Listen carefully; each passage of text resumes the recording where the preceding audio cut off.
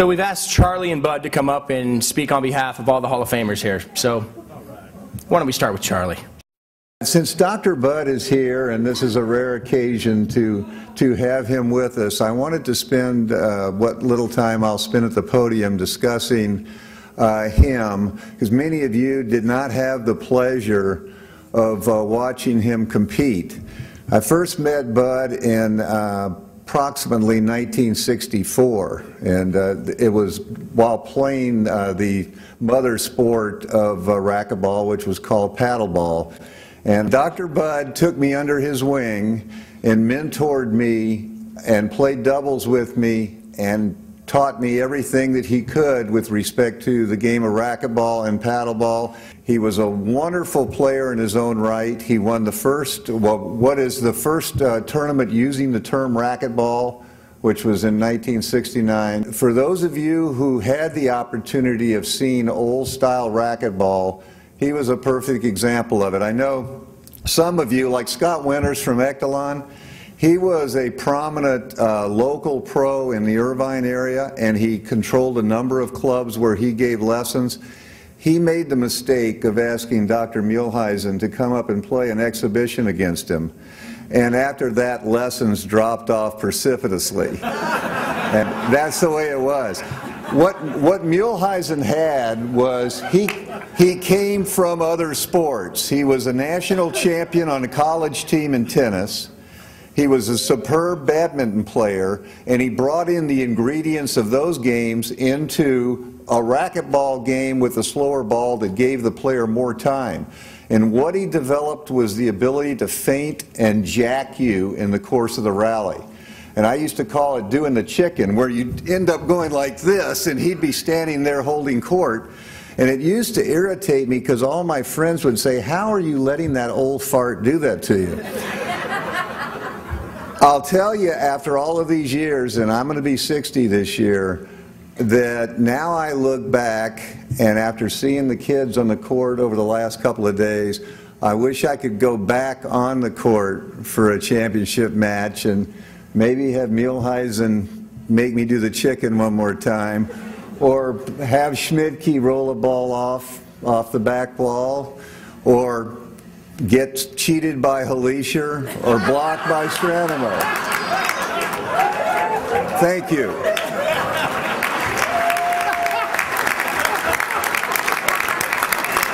Charlie Brumfield, everybody.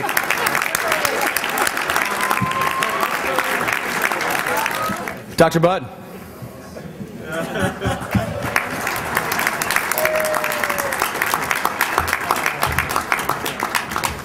Thank you very much.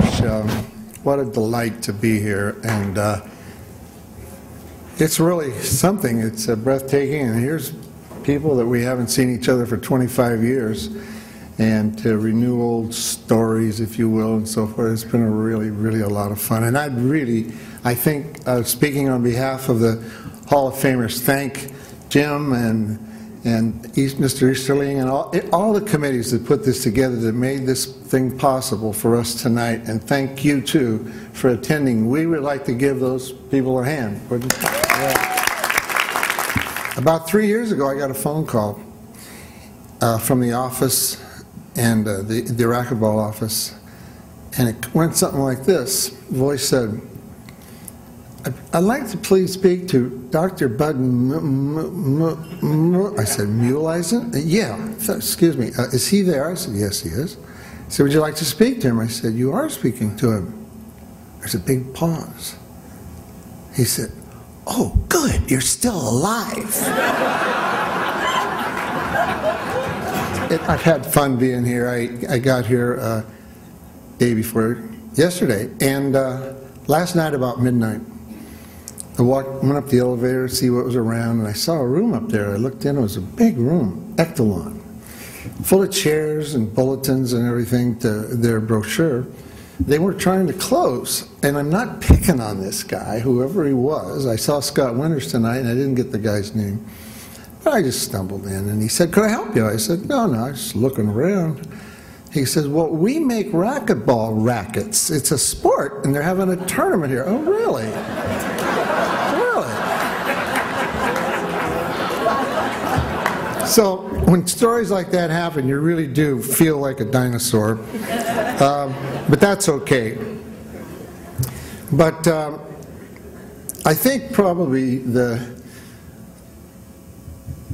being here from the beginning was something, and I happen to be one of those guys who was at the beginning and did pretty good and so forth.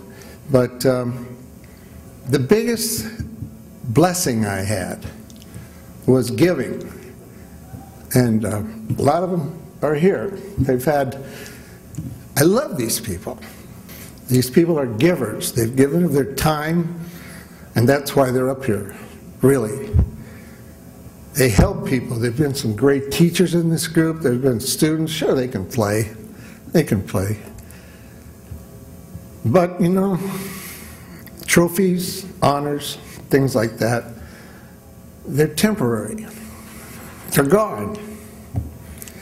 But when you reach down and help somebody, it's kind of like you're going to sow what you're going to reap. And I look at these people because we used to, when I taught, I was really more interested in developing an individual and a person. They're easy to make a player, especially when they have the talent that these people do. But the things they've done, and because we're short of time, and because I can't tell you some fabulous stories, my hat's off to them. I've been asked many, many times, Dr. Bud, what's your greatest memory that you have from racquetball? Was it a tournament? Was it a moment, a trophy, whatever? It was none of those. None of them. It was people. Here's some of them. Some of them are out there. Most of you out there, you don't know who we were. You don't know our names, most of us. But we cared. And we tried to build a great game, and you've made it even greater. And I hope you continue to do this. But my answer to that question, what was my greatest memory? It was these people right here and you people out there. And with that, I just want to thank you all. Don't forget to give back to the game. Don't forget to contribute. If you do that, you're all winners in my mind. You're not all going to be in the Hall of Fame. It doesn't matter. But if you can help a life, especially with a racquetball player, and get them guided, these people have become successful people in life. Sure, they won tournaments, big deal. So that's what I would like to leave with you, if I could. Charlie, you know, I had it. We've only known each other now 40-some years, and we had won 12 national paddleball tournaments before racquetball started. And if you can imagine the time we have spent together on the court, and you know, Charlie was 16, 17 when I met him, he's going to be 60 next month. We've never had a cross word. We've never argued. He showed nothing but respect towards me. He was like a son, and now he's like a brother. It's out of control sometimes, but he's a successful attorney. I'm very proud of him.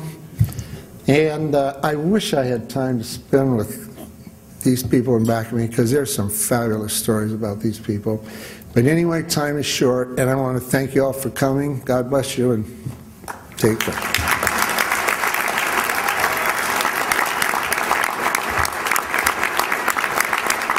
Keep it going for Dr. Bud Muehleisen.